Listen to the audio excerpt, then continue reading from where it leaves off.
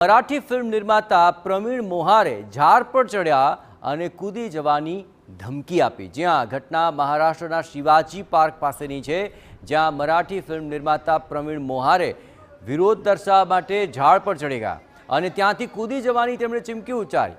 પ્રવીણ મોહારે આક્ષેપ કર્યા છે કે ફિલ્મમાં પશુઓના સીન બતાવવા માટે એનિમલ વેલફેર બોર્ડે ₹30,000ની માંગ કરી અને તેમણે વડાપ્રધાન અને મંત્રાલયને પણ સંબોધીને એક પત્ર લખ્યો છે, જેમાં એનિમલ વેલફેર બોર્ડ સામે મનસ્વી રીતે પૈસા વસૂલ કરવાનો આક્ષેપ લગાવ્યો છે।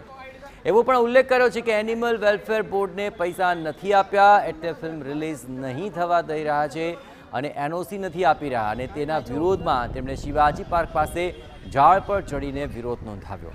અત્રે મહત્વપૂર્ણ છે કે ઘટનાની જાણ થતાં ફાયર વિભાગ સ્થળ પર પહોંચ્યું હતું અને ફિલ્મ નિર્માતાને નીચે ઉતાર્યા। જો કે ઘટના દરમિયાન લોકોના ટોળે ટોળા અહીં ઉમટી ગયા હતા।